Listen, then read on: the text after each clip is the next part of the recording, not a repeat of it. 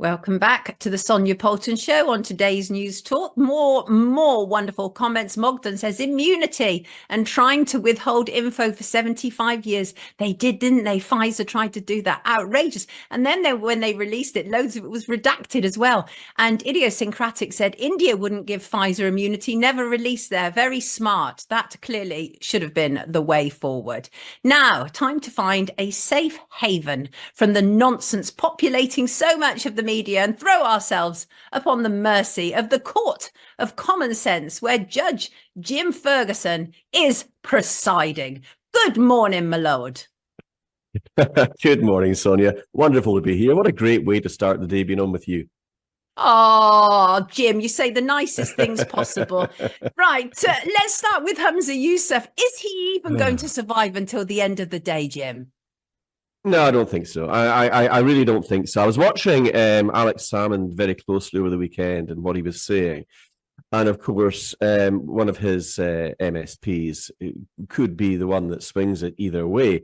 But perhaps even more interestingly, I was watching somebody who I have a huge degree of respect for, and that is the former deputy leader of the Scottish National Party, Jim Sillars.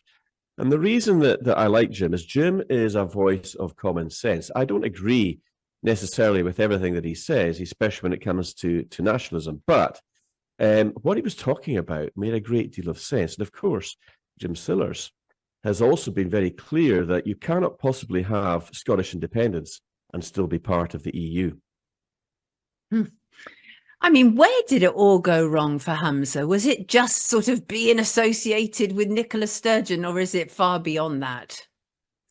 Well, as Jim went on to say, he's not a leader; he is a follower, and that was very clear to me. It was very clear to me when he was in the running for it. He is a yes man. He is the typical, I guess, political class. He's egotistical. He's arrogant. He's all about image, but lacks substance. I like to call him Humza Useless. Actually, I think it's a more fitting name. But I can't see him surviving this one. I think he's going to go. And some people have been asking me, who do you think is going to take over? Well, I think probably the person that should have taken over in the first place, Kate Forbes. She is actually from my hometown of Inverness. I don't know her. I've never met her. But I think she would be a far, far more capable leader for Scotland. I'm not particularly keen on the SNP, especially after the debacle of the last few years under Nicola Sturgeon and her cabal of people, but I think that Kate Forbes may very well be the one that takes the leadership forward. So yeah, could be good, and she is respected, not just within the party, but also within the opposition parties. You need to have a bit of respect from other parties as well if you're going to be a unifying voice for the people of Scotland. I mean, it's going to be interesting to see how today pans out, really, isn't it? Because it looked at one stage as if he was going to attempt to tough it out, which is what many politicians do. He will not be the first person to face votes of no confidence or any of those things. But it would appear that he's actually is quite weak, actually, when you say he's a follower more than a leader. Well, yes, he is, and his knees are starting to buckle now. You can see and hear the tremor in his voice, and he's not going to tough it out. He hasn't got the bottle for a fight like that. That's another example of what Jim Sillars was saying. He's not a leader; he is a follower. He can't take the heat. We need strong national leaders, people that will put themselves into the fight and fight for what they believe in.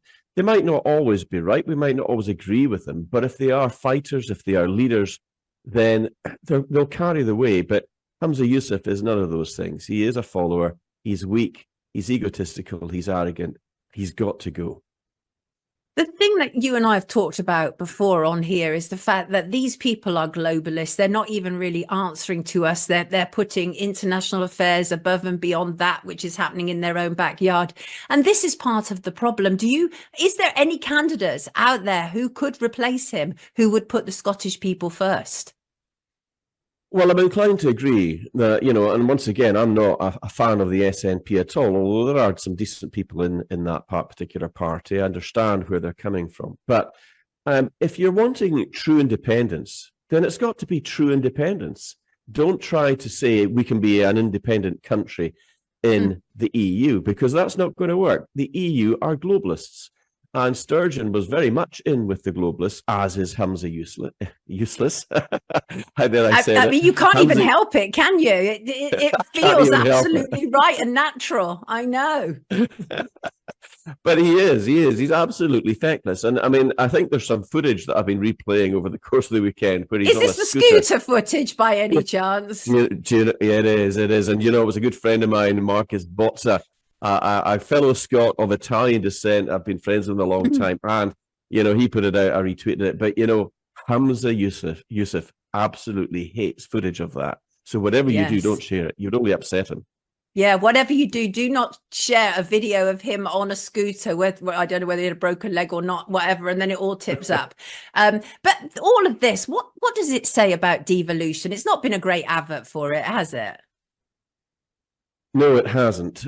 But then again, having seen I suppose you could say, the inadequacies of the Conservative Party in Westminster, I can understand why people in Scotland and other places, including Wales, feel they want their own parliament. But the problem is, when they do, and when they have had it, they've had some real disasters right from the outset.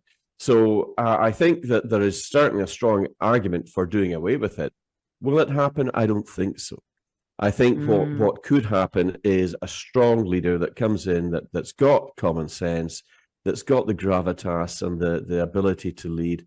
I think Kate Forbes could be that person. As I say, I've never met her. I've never had contact with her.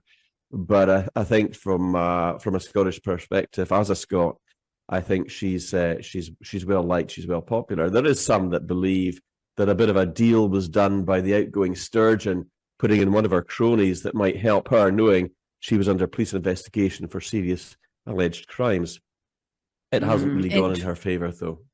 No, absolutely not. Look, do not go anywhere, anybody. We will be right back in the Court of Common Sense with Jim Ferguson, but let's take a look at the news headlines. Here's what's making news. TNT Radio News. Matt Boyland here with your TNT headlines. Australia's Prime Minister has been accused of abusing his power after allegedly gaslighting a woman and making her cry at a national rally against domestic violence in the country's capital. There are renewed calls for the United Nations to lead an international investigation into the bombings of Russia's Nord Stream pipelines. And Ukrainian President Volodymyr Zelensky has been accused of lying to the public by downplaying the true extent of his country's military losses. The common housefly, caught in the clutches of the spider's web. Every move it makes just makes matters worse. Then, dinner time. Feast on the captivating stories, videos, and helpful information on our website. Whoa. Dinner's ready. Oh, man. Escape is futile. Just one more video. Get stuck in our web. TNTRadio.live. And welcome back to the Court of Common Sense, where the Honourable Jim Ferguson is presiding. Your Lordship, reports suggest that wardens have lost complete control of HMP Parc in Bridgend, effectively run by inmates. They're saying that guards have lost control. There's open drug use, there's violence, reports of sexual favours in return for drugs, and on and on. They're saying that the Crims are running things, Jim. What are your thoughts? I think that's probably, there's a high degree of truth in that. And having been in positions where I've chaired meetings in Scottish prisons, I've often talked to prison governors who have said, you know what, it's not it's not like a glass bowl that comes down over the top and nothing can get in or out. There is corruption goes on. There are prison wardens who are on the take that get bribed. It's one of these things that's happened for many years. But to see the scale of the disorder and the corruption that's taking place at HMP Parcs is on a whole other level. And I suspect that they're not alone. They'll be trying to keep a very close lid on this, but there is a very serious situation there. And I think within prisons on a larger scale, not all of them, some are very well run, but there are those that seem to have this problem where drugs can come in, contraband can come in, and where there are assaults on prisons, prison wardens, and violence taking place with inmates, violence on violence with inmates as well. So it's not a good place to be. Perhaps those that are defending it and saying that this isn't true should maybe maybe spend 40 days. I think I would maybe make a pronouncement and say, well, I'll send them to prison for 40 days and then we'll get their analysis when they come out and we'll see what they say then. Well, I mean, that would be interesting to see the results of that, Jim. Very interesting indeed. Something akin to the Stanford prison experiment, no doubt. We had the former boss of Wormwood Scrubs on with us last week, and what she was saying is that our system is more about punishing than rehabilitation, and we're failing to take account of how many people, for example, are autistic within the prison system. And so surely we need to have a better understanding of our prison population, don't we, in order to be able to actually manage them? Well, I've heard this a lot from people that work within prisons about rehabilitation and that it shouldn't be about punishment. Well, actually, if you rape a child or you commit murder, yeah, it should be about punishment. So I'm sorry, but I tend to disagree with those that have bleeding hearts. They're bleeding heart liberals. They're softies. Sorry, if you go to prison, you're going to prison to be punished. And in actual fact, I think they get far too much. They get colour TV, they get to play games, Xboxes. That doesn't sound like a punishment to me when there are veterans on the streets starving who have served their countries with distinction, old age pensioners that have to choose between heating their homes and feeding their families. So really, at the end of the day, it's pretty straight from me. I don't have too much time or patience for people that go on about prisoners' rights. If you don't want to be in prison, you want to have rights, stay out of prison. Don't break the law. Don't do the crime if you can't do the time is Jim's message here very clearly. Of course, it's being run by security giant GBS. We hear a lot about the outsourcing of these sort of departments, don't we? Often problems attached to it. And GBS has previously been criticised for its management of other prisons. And one of the things that you said to me in the break is Park is not an isolated affair, really, is it? No, it is not. And we've heard lots of other examples of failures of private security firms who are running prisons and, with escapes and different things happening. So I think, to be honest, my opinion is they should be state run. They should be government controlled. I don't think putting out contracts to private enterprise for the running of prisons is a good thing. I think it's prone to corruption. Once again, how many government ministers, how many members of parliament have shares in these private firms making money when those contracts are then awarded? So once again, there's a big conflict of interest there that needs to be looked at more and more carefully. And that is really, I think, key to a lot of things that are going on. We had a guest on earlier and we were talking about, for example, the hotels that are being let out for migrants as one example. But we really need to find out who is also making lots of money from this and whether they're compromised, don't we? Whether it's prisons or whether it's migrant hotels, we need to drill down and find out who is benefiting when the British people clearly aren't for the most part. Well, that's a very good point that you've raised, and it's very, very poignant actually, because there was a chap that I met in Ireland. He's an Irish patriot. He's deeply alarmed at what's going on with the migrants that have been flooding into Ireland under the globalist control, and he has called out a particular place that was housing migrants run by two gentlemen who he referred to as paedophiles who go to Thailand for those types of activities, who he believes are being blackmailed, and that there is video of it. So the corruption, the blackmail that's going on, once again linked into the globalist movement, is high, and I suspect it's far more widespread than we realize. We do need to start making lists. I think we need to identify who is going along with hiring out those hotels. We need to look carefully at who they are and what they're doing, and are they compromised? Because nobody that loves their country would be going along with this. But perhaps they're sold on this globalist agenda.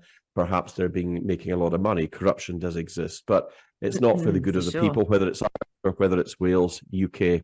It needs to be put an immediate stop to it. And globalism, of course, is the bane of our political system. We know this absolutely unquestionably. And it looks like Rishi Sunak, who was put in by the globalists, certainly not elected by the British people, it looks like he's about to be pulled out and probably replaced by the globalist, Penny Mordant. What do you think about that? Well, she's the high priest of the World Economic Forum, isn't she? She is... she likes to wear black. I keep on looking to see where her broomstick's going to be perched. I mean, at the end of the day, she is one of the most despicable people going. I mean, they all are. Anybody that's a member of the World Economic Forum does not have good intentions for the people that they're supposed to be governing. And it won't make any difference. The Conservative Party, I think, has I think the death knell is sounding. It's like 1 minute to midnight. They are about to be obliterated. I think we're going to witness a political wipeout. But the problem is that Sir Keir Starmer, who's another ardent globalist and Davos man, has admitted this on television. He is just waiting in the wings to come in, and it will be more and more of the same because he is a globalist as well. But I might have a solution. I can't announce it here, but I will. Will this be in a forthcoming judgment? Well, perhaps. I'll give you. I've got a solution to this that ordinary people can do, and it's very legal. But I will announce it near the time, and I'm happy to come on and discuss it. I'll give you the exclusive, Sonia, because I think you're wonderful. I think TNT Radio is wonderful. We love that. But I actually have a solution. I was discussing it with a very close contact in London who's very closely aligned to the military and the defence. We were having a very good chat about things in general. And actually, I think I may have uncovered a solution to what our problem is, because so many people are politically homeless right now. I think they really are. Possibly got yeah. That is the reality. And I mean, do people actually think so? For example, if these Tory MPs, these, you know, the men in the dark at number 10, if they decide to replace one unelected prime minister with another unelected prime minister, do you really think the nation is going to accept this, Jim? Absolutely 100% not. The game's up and they know it. They've got about 9 months before they have to call an election. One thing that's been made very clear to me from the same source, by the way, is that Richie Sunak gets weak-kneed at the thought of being prime minister if there is a full-on kinetic war with Russia. I believe that is the case. The top brass in the UK know that. They're openly discussing it between themselves. They'll never come on camera and tell you that because of the nature of the business that they're in and the fact that they've also signed the Official Secrets Act. But I can tell you what they're thinking, and what they're thinking is that at the first sign of a kinetic hot war with British troops in Ukraine facing off against Russia, Sunak will die for the exit because he does not want to be in that position as Prime Minister. So I think that can tell us a lot. That means that the likes of Penny Mordant sitting in the wings could very well come in, and they may very well do that. But it won't save the party. The Conservative Party are going to lose badly. Problem is that a lot of people in this country have nobody really that they can vote for. And whilst we love people like David Curtin in the Heritage Party, he's a great guy, and Dr. Kong in the ADF and others, we are witnessing a big problem. And it's not just us. The globalists have got it all completely infiltrated. Canada, America, Australia, New Zealand, we're all in the same boat, really. And from one useless politician to another, let's have a look at sleepy Joe Biden. The White House Correspondents' Dinner last night saw Joe Biden mock Donald Trump. He called him Sleepy Don, which is pot, hello, here comes kettle, and said that age was a factor in the election. I'm a grown man going up against a 6-year-old, he said. What are your thoughts, Jim? Seriously? I mean, he's got some cojones to say that, given the state of him, hasn't he? It's deeply troubling to see a man of such poor standing and character in the White House. It is a poor reflection on America, you know. And as I've often said, that there's an old saying, a house divided against itself shall not stand, and that applies to nation states as well. Joe Biden is one of the most corrupt, fraudulent leaders of probably in American history, and that's saying something. At least even when Clinton, who I'm not a fan of, was in power, he was good for the American economy in many ways. Joe Biden has brought nothing but problems and weakness to the American people. And I love the American people. And I was over there last year, towards the tail end of last year, across 8 different states on a series of speaking engagements on stage, talking to hundreds and hundreds of Americans and going for dinner with them afterwards. And they are deeply worried about whether or not there's going to be something happens to actually prevent the election taking place. That could cause all sorts of very, very serious issues. It is a powder keg in the United States right now. And of course, Jim, it's so easy, isn't it, to make jokes about somebody when they're not in the room to be able to respond back. But the truth is, how is this actually going to play out in the wider public, you know, in terms of an election debate? It's going to get interesting in many respects. But I can't even believe that Joe Biden is standing again. I find this extraordinary. Yes, I mean, one of the things that they really are desperate to stop is from Donald Trump going up against Joe Biden in a public debate, because Biden would be absolutely slaughtered verbally. He would never be able to compete against Donald Trump. Clinton tried it, and we saw what the disaster that was for her. And she's probably, in terms of the smarts, in terms of her levels of IQ. I mean, she's a sinister, evil person, but she's smart. Joe Biden's pretty stupid, really. At the end of the day, he's not got the mental capacity to face off against somebody as astute as Donald Trump. He would fail.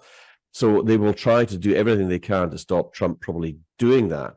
And I'm waiting and I'm watching whatever it could be. There's a number of things it could be that would come in that would prevent a free and fair election from taking place in the United States. But I say this quite seriously. If there is an attempt to stop a free and fair election, and Joe Biden was returned, even if it was somebody else, and they get the same sort of result, we could be looking at civil war in the United States. There are people that are just not going to put up with it any longer, and you have to understand that they are a very well armed nation, and they're very capable, and they do use firearms. And if there was anything like that happened, you could be witnessing something very, very dark and deeply worrying unfolding there. But will they risk it? Well, there's one thing for sure. One thing that the globalists absolutely really panic about is Donald Trump, because he can't be bought. He cannot be controlled. And if he gets into the White House again, he will have not just the American military, but the three-letter agencies at his disposal. And he may well go after the globalists because they've been going after him. Oh, this is a conversation for another time. I'm not at all convinced that Donald Trump isn't for sale, Jim, but you are the judge and I defer to you. Everybody, this is the Honourable Jim Ferguson. And thank you so much for joining us today, Jim. Have a wonderful Monday. We will be right back.